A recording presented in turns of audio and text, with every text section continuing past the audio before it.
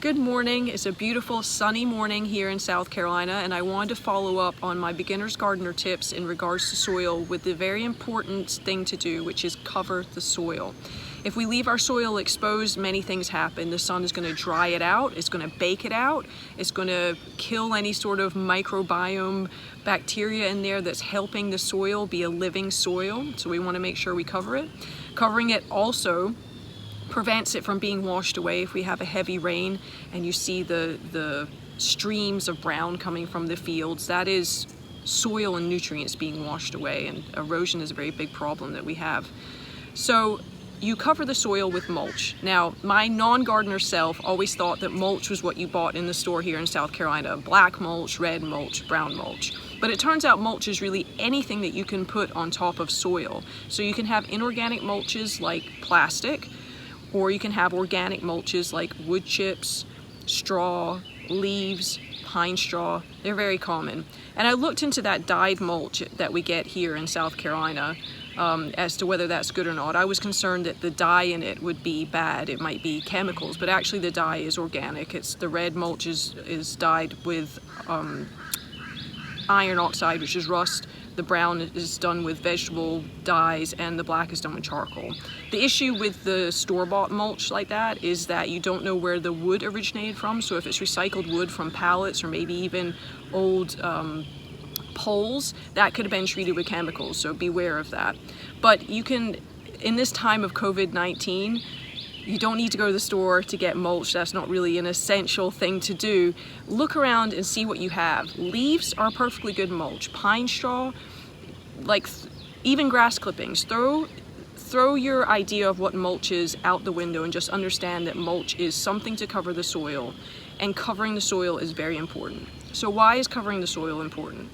When you put mulch on soil, it does a few things. First of all, it retains moisture, and that's very important for those of us who live in hot, sunny places like South Carolina or California or Arizona, is we need to retain any sort of moisture that we can have in the soil to help the plants and keep the soil cool.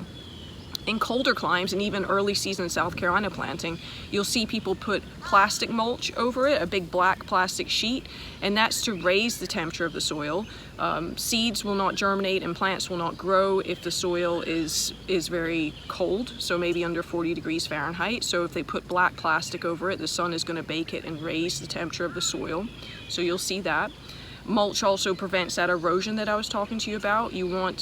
Soil doesn't necessarily do well if it's pummeled with big raindrops or big stream of water. It's going to wash the soil away, and we want to maintain our soil. The mulch kind of takes the initial pressure from the water and lets it drip down into the soil.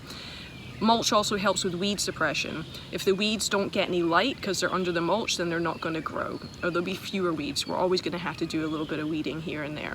So I'm going to show you a few examples of mulch, how we do it in my garden, and also I have an example of a neighbor who does it a little bit differently. Here's one of our neighbors who's growing crops in a conventional manner. Before each crop goes in the ground, he tills his ground with a tractor, and then he brings soil in from outside, and then he plants in it. You can see here he's using white plastic mulch on the right, and he's using the black plastic mulch on the left. I assume he's using the black plastic mulch in order to warm the soil. I'm pretty sure that's corn that's growing there, and corn requires a warmer soil in order to germinate and grow. He's added straw in between the rows recently, which is nice to see. That's going to help protect that soil. Now, the question you should be asking yourself for your own garden is, do you want to use inorganic mulches like plastic, or should organic be the way to go? My preference is to use organic mulch, like I showed you the straw. That straw will eventually break down and help feed my soil. Instead of having to rake it away and remove it, we're just going to add more compost and soil to it, and eventually we're going to build our soil. In this case here, the plastic inorganic mulch has to be removed, and then it's going to be discarded of, and that's more plastic in our landfills and out in our environment. So my preference is organic mulch. So here are some of our beds, our very, very sunny beds with most of the vegetables in it. And you can see that we're using straw as a mulch. And make sure if you're going to use straw, you're using straw and not hay. Hay is what horses eat. It's still green. It likely has grass seeds in it, and you'll have issues with that.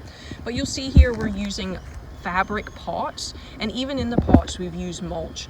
We've used the straw as a mulch. This is our first year doing straw mulch, but so far I really like it. I've mentioned before, but it's doing a few things. One of them that I'm excited about is it's going to reflect that really hot beating sun, South Carolina sun, away from the soil because it's light colored. So I'm really hoping this helps retain moisture. And